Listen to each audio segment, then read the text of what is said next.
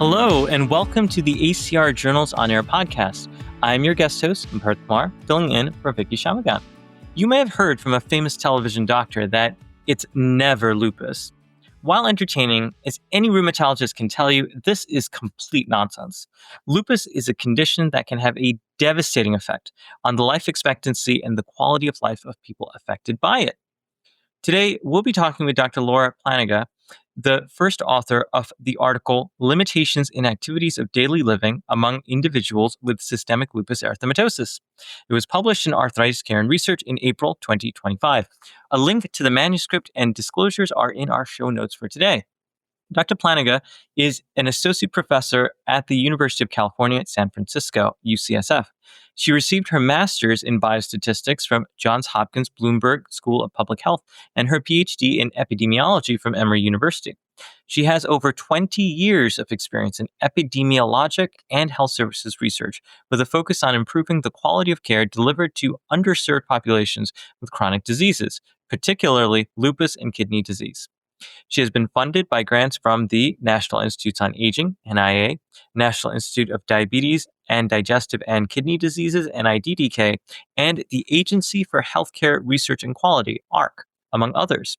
She also serves on the editorial board of the American Journal of Kidney Diseases and is a member of the ACR-ARP Collaborative Initiative COIN Committee. Welcome, Dr. Plantinga. I wanted to start by mentioning that many of our listeners are familiar with lupus from their clinical work, or even as patients or family members of people living with lupus. I am really interested in hearing from you about how you see lupus from the perspective of an epidemiologist. Good morning. So, great question.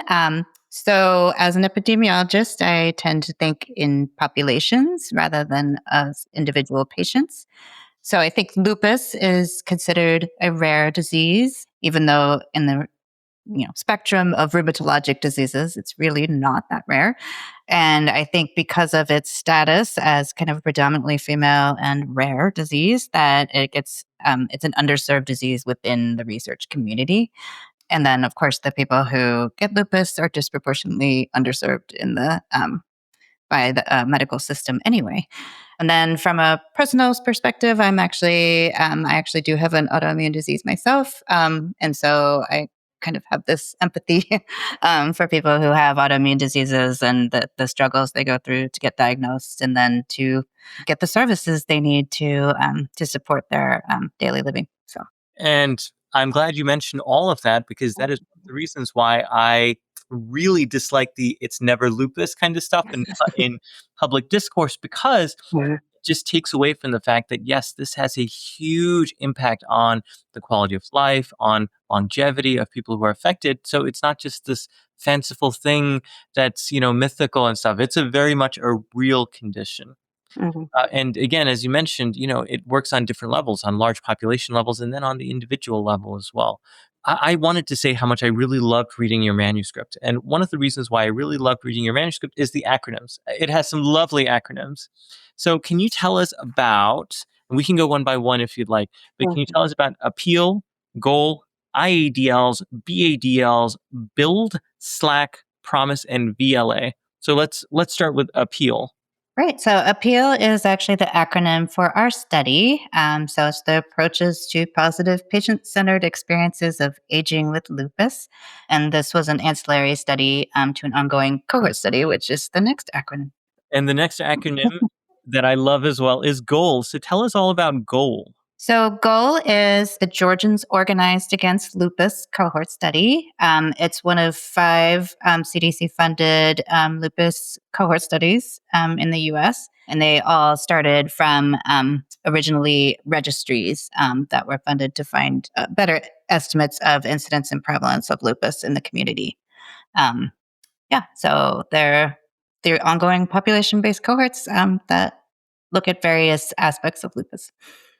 And I think there may have been a little bit of a spoiler alert a little bit earlier, but what about ADLs, and in particular IADLs and BADLs? Yeah, so ADLs in general are activities of daily living. The IADLs are instrumental activities of daily living, and the BADLs are basic activities of daily living. So I'll actually start with the BADL. So the basic activities of daily living are things like bathing, dressing, feeding yourself, using the toilet. So they're kind of the activities of daily living that, if you lose the ability to do these activities, you can no longer live independently. So you'll see these measured a lot for nursing homes. And then the instrumental activities of daily living came along a few years after the basic activities of daily living. The word instrumental is a little misleading, but yeah, I didn't come up with the term. But it's the things that you do in your daily life that you might need help with, but you could still live independently if you couldn't do them. So things like shopping, managing your medications, managing your money and finances, doing chores, things like that. So, and we tend to see kind of in the older population from a geriatric perspective, we tend to see the IADLs, you start having problems with those long before you see the problems with the basic activities of daily living. So it's kind of the opportunity to intervene. And that brings us to the next kind of set of acronyms to Mhm. talk about build. Okay, so build is so it's an instrument to measure lupus damage. So it's the brief index of lupus damage. It actually measures pretty severe damage. So, for example, in the renal realm within the measure, it measures whether you have end stage renal disease. So it's a little bit skewed with most people having less damage on that scale, but it's basically trying to get at irreversible cumulative damage of lupus. Gotcha. And Mm. then another really nice acronym, SLAQ, or Yes. SLAQ. Yes, SLAQ. So that's the Systemic Lupus Activity Questionnaire. So this is kind of a self-reported way of getting at the current state of lupus activity. So we'll ask things about, your current rashes, your current, bone pain, muscle pain, because as we know, lupus is systemic and has effects on almost all the systems in the body. So it does kind of an inventory of systems to see where they are in terms of their current activity. There's also this VLA. Can you tell me a little bit about VLA? Yeah, so VLA are the valued life activities. So this is another scale that gets at activities of daily living. I actually did not use it in appeal, but it's something that others have used, and it gets at not only what you can do, but the value that you place on that. So, for example, if I have trouble shopping, but you don't really care because you do everything online anyway, that may be less of a problem, but maybe not being able to go to church is a huge thing. So it gets into people's personal values and scores it that way. And certainly, a lot of these acronyms they describe the variables in your study, but they aren't the only variables in the study. What are some other variables that you captured either by self-report or through more objective measurements? Right. Yeah. So, because this was a study of aging, we measured several aging measures. So, we actually, this was an in person visit. So, they came in and they did a short physical performance battery, which is a geriatric measure. And it's basically lower extremity mobility it gets at. So, it's a measure of balance. They do a chair stand exercise. And then they also do a gait speed. So they walk a short 4-meter course and we calculate their gait speed. And then together, you get a score for that. We did the NIH toolbox. So this is the NIH toolbox, like PROMIS, is another way of standardizing measures across studies. And we did the fluid cognition battery. So that has, you know, I think of the working memory, episodic memory, cognitive flexibility, and other domains to get at kind of your fluid cognition, which is things that you don't learn. So crystalline cognition would be things like your vocabulary, reading, whereas fluid are things that can change over time. And then we also did their self reported physical functioning. So, what are they able to do? Are they able to navigate stairs? Are they able to go for a run? Things like that. And then we also measured their community mobility, which measures how far they go from their bedroom. So, do you go outside of your bedroom, and how often do you do that, and how much help do you need, and then out into your yard, and then out into your neighborhood, into your town. And it's a measure they use in geriatrics to get at, how much community mobility people have, which tends to shrink as people get older and start having issues with all of the other measures.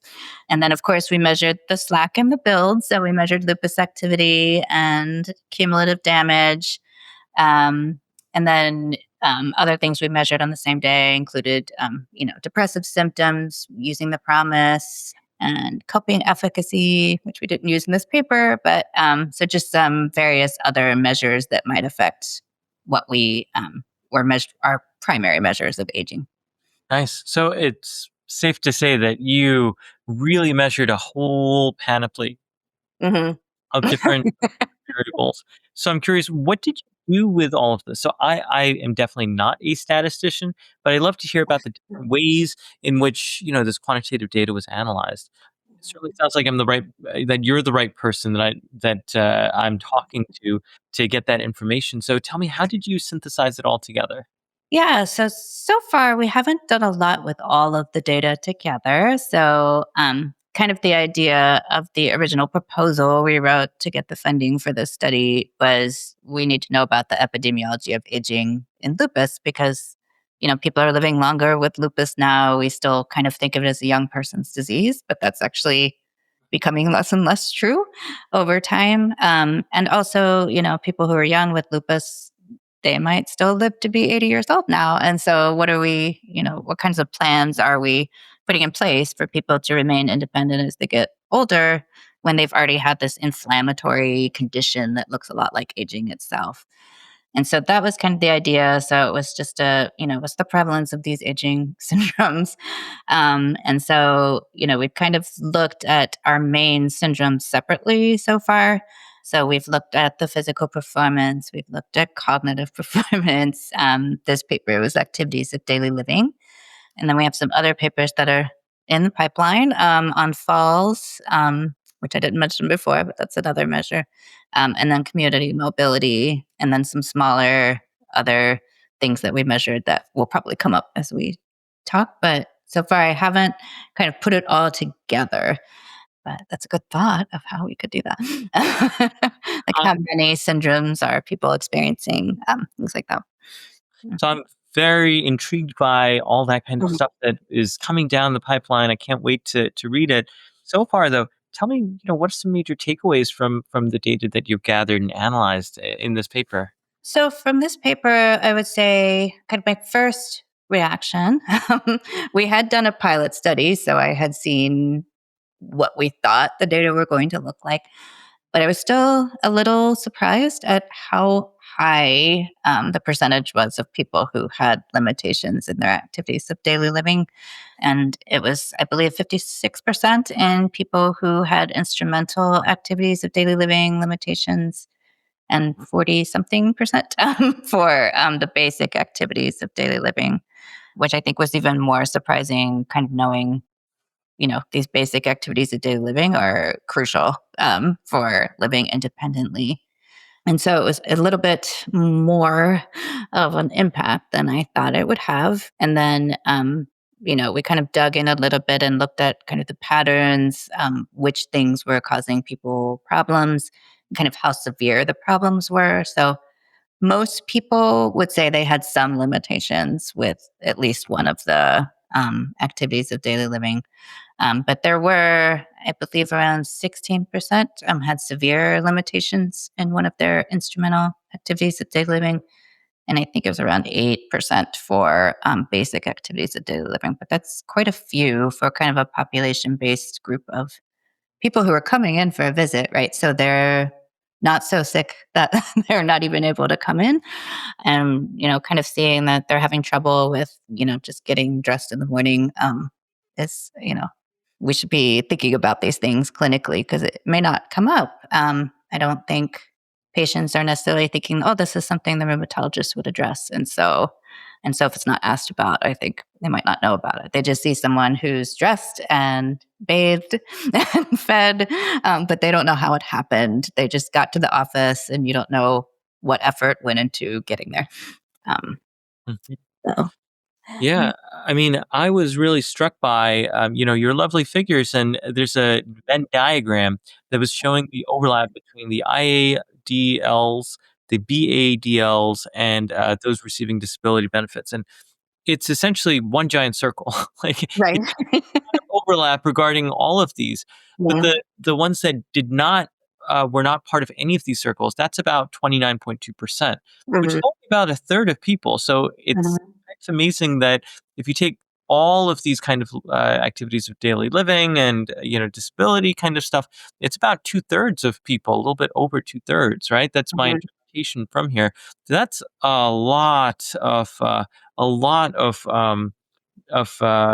dysfunction in everyday life. mhm. In fact, as I was reading your manuscript, I was thinking about a patient that I had in clinic.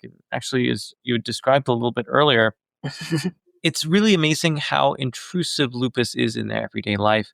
Um, and I can provide, a sympathetic ear. I can point you to some resources. According to your study, how can physicians like me empower our patients to overcome these limitations in activities of daily living? Yeah, I mean, it's very difficult. It's difficult for a geriatrician, right? And that's kind of their job. Obviously, you want to partner with other physicians where that's possible. It can be difficult to get someone who's 35 years old in to see a geriatrician, but maybe their primary care physician can help. I think a lot of the things, especially with the instrumental activities of daily living, a lot of the issues could be addressed by a social worker. Obviously, that's another thing that's very difficult. There's not enough social workers for rheumatology or lupus in general. And then of course, physical therapy if there's a physical reason for it. So I would say, the rheumatologist, what they could help with is kind of uncovering the reasons for why this person cannot say it's, doing chores around the house. So is it like I really can't physically do this and, I can't bend down anymore. So maybe that's a physical therapy. Is it, I can't get out of bed, like I just don't have any hope. Then maybe they need mental health services, right? To kind of get them going. If it's, I just don't, think about kind of the profound fatigue that people with lupus experience. Is it I could make meals, but I don't have the energy left over after I work or things like that.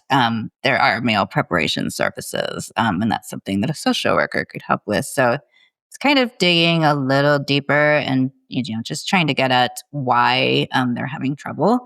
And especially for those who are experiencing some difficulty, um, that's a place where we can intervene and potentially prevent any further decline. However, if they are in severe, there are, social support. Not enough in the US, like our safety net is, full of holes, unfortunately. But where they're available, I'm trying to get patients hooked up with those services. There are mobility services that can get people around. I can't get to the store. I can't get to things like that. So, And certainly, your manuscript and our conversation thus far, it really fills me with a sense of humility mhm, and a sense that look, rheumatologists are very important in this, but rheumatologists are only one small member of a large team that has to be assembled in order to help mhm, lift that burden of lupus for mhm, patients. And I'm guessing that that's going to be some sort of stuff that's going to come out in the pipeline in the future with all of this stuff coming from Appeal and Goal. mhm, But I don't want to overstate it either. mhm, To my mind's eye, these results they make sense, uh, mhm, broadly speaking, obviously. Uh, but it's a manuscript about limitations, and so it's only fit mhm. to ask you what are the limitations in extrapolating from these results. Yeah. So, well, one thing would be you don't want to extrapolate to every lupus population. So, we don't know something we're working on, but we don't know for sure that this isn't something that affects kind of the population in metropolitan Atlanta, either more or less than other populations with lupus. So, and then of course, it's, with a cohort study, we have the, healthy cohort bias where, the sickest people tend not to participate in cohorts. And then within our cross sectional study, it might have been the sickest people at the time. didn't agree to come in and do a study. But, it could also be the other way around. We have a sicker population. We had plenty of people who came in wheelchairs and who needed mobility transport to get there, and we helped them with that. But, that's, yeah. So I'd say kind of extrapolating to other populations and saying, oh, my patients are exactly like this. We don't know for sure. So this was, an initial cross sectional attempt to look at something we haven't spent a lot of time on in lupus. And just, I think, kind of awareness is the first step of rheumatologists is thinking, like, oh, is this person struggling? And not telling me about it because they don't think it's part of, rheumatology care. And so I'm not realizing what they're going through. And I think, from a rheumatology perspective, it could also help with issues with kind of non-adherence to treatments and medications to kind of tie it to the outcomes that people care about. They want to be able to do activities of daily living, maybe not the ones I measured, but there's probably something that's very important to them that they want to do. And that, kind of, oh, if you want to be able to do this, then, we should try this treatment that you've been resistant to. So I think it could help with that as well. Just kind of tying everything together. It's not just about the disease, it's about the person with the disease. And another limitation I'm glad you brought up in here in your manuscript too is about comorbidities and multimorbidity. Mm-hmm. Well, because we're talking about lupus as if lupus is a single Right. entity by itself, but it feeds into every single other condition, and folks with lupus tend to get other diseases as well. Could you Mhm. comment on that just real quickly about comorbidity and capturing that in your data? Yeah, so we were pretty limited in being able to capture that. So we knew from the SLAQ what kind of activity they were experiencing, sort of related to lupus, and then from the build, we got, as I said, kind of very severe outcomes of lupus. So renal, cardiovascular, bone and muscle, things like that.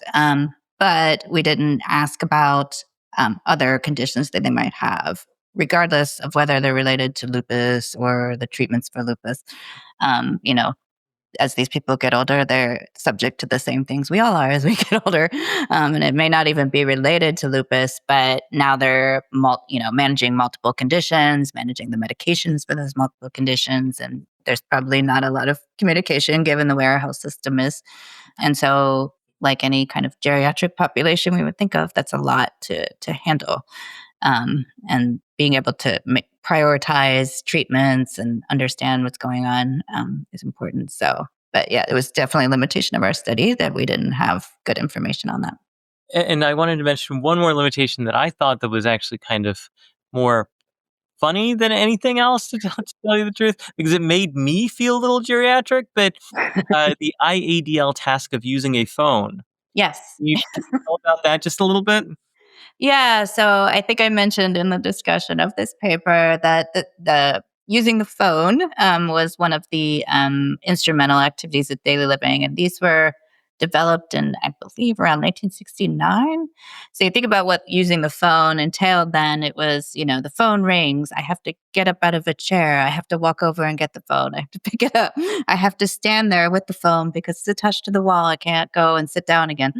And now, people are answering this, but they're thinking about their smartphone and it's always right there next to them. And so it might be measuring something. So it might be measuring kind of the cognitive task of using the phone, but it's, no longer kind of what we thought of before. And so, even, answering the door, you can do through your phone now, right? So you don't need kind of the same skills. And that was actually, I believe, only like 2 or 3% said they had any difficulty using the phone. And I suspect that reflected a cognitive issue rather than a physical one.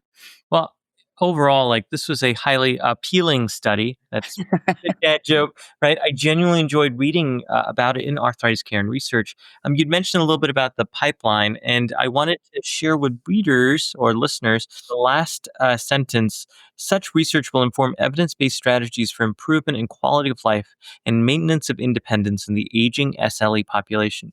So, without giving too many spoilers, what kind of evidence-based practices or strategies are you guys kind of thinking about may help address the problem? So I would say, kind of from our geriatric approach, the things that work in geriatric populations. So fall prevention is actually fairly simple, maybe not to implement, but to think about. So, you have an occupational therapist come and look at your house and see what the lighting situation is. What's the rug situation? All the throw rugs are going to be taken out by an occupational therapist. Do you need railings to get in and out of the tub so that you can bathe, so that you can do your activities of daily living? Things like that. Again, physical therapy for physical issues, mental counseling, mental health counseling for any kind of issues with that, which can be related to lupus itself, kind of effects on the brain, or just related to the fact that you have a chronic disease, which can be very high, especially I think for younger people who don't really have peers who have chronic diseases, and so there's kind of no sympathetic peer group around you to understand. So I would say things that we know work in geriatric populations would be kind of the lowest hanging fruit for what we would do for lupus. And that brings me to my final question. So, as far as I can tell, you have at least 18 publications since January of 2024, including 8 first author publications and 5 last author publications. How in the world are you drawing that energy? How are you succeeding in making scholarly productivity one of your either instrumental or basic activities of daily living? That is a good question. So I would say kind of my background helps with that. So not only do I have, statistics background so that I can run my own statistics when I need to, but I would say I also worked as a journal editor, believe it or not, before I went and did my master's in biostatistics. And I think, reading scientific paper after scientific paper after scientific paper, you start to see the formula of like what goes in what section. So it becomes easier to kind of formulate a paper. And I would say for appeals, especially, after the long, long data collection, once you have all the data, that part is much faster than kind of collecting the data in the first place. So it's been, and we knew from our proposal exactly what we were going to look at, and so those first papers were pretty fast. So, but yeah, I just, I set aside days and this day with no meetings so that I can write, and I think interruption is the is the killer of writing. So, yeah. Absolutely. And I think I want to just emphasize one thing that you'd mentioned in there. Reading journal articles, like articles in ACR journals, is the key towards scholarly productivity. Let that be a lesson for all of our listeners right there. Keep reading ACR journals. And of course, plugging away at all the different things that are there, and avoid meetings. That would be another nice hint. Mhm. Yes. Well, speaking of, time management, all of that, unfortunately, that is all the time we have for today. But before we go, actually, I would be remiss without mentioning this. Obviously, listeners don't know this, but you had a little kitten in front of you a little bit earlier while recording the podcast. Tell me a little bit about your little kitten. So his name is Barney, and he's been with me for about a week. And my other cats are not a fan, but maybe we'll get there someday. But yeah. That's fine. I'm on Team Barney, and I have to say that it is very fitting to have kittens on a podcast about lupus. For wolf. Uh, So, unfortunately, that is all the time we have for today. I am very deeply grateful for your time, Dr. Plantinga. Dr. Plantinga and her colleagues teach us that, contrary to what we see in popular culture, lupus isn't only a fascinating medical mystery. It's a real life condition that carries with it a tremendous burden for patients and their loved ones. Those that are shining a light on this immense need, like Dr. Plantinga, have earned our well-earned thanks. And thank you all for listening to this podcast. This is actually my 6th and last time guest hosting the ACR Journals on Air podcast. I'm very happy to announce that Dr. Vicky Shamagan will be back for the next episode. And if you would like to see more of me, you can always find me within the pages of The Rheumatologist. So, as always, ACR Journals on Air is a production of the American College of Rheumatology. Please follow at ACRheum, that is ACRHEUM, on social media. Email us at podcast@rheumatology.org and rate and subscribe to our podcast at acrjournalsonair.org or wherever you get your podcasts. Thank you.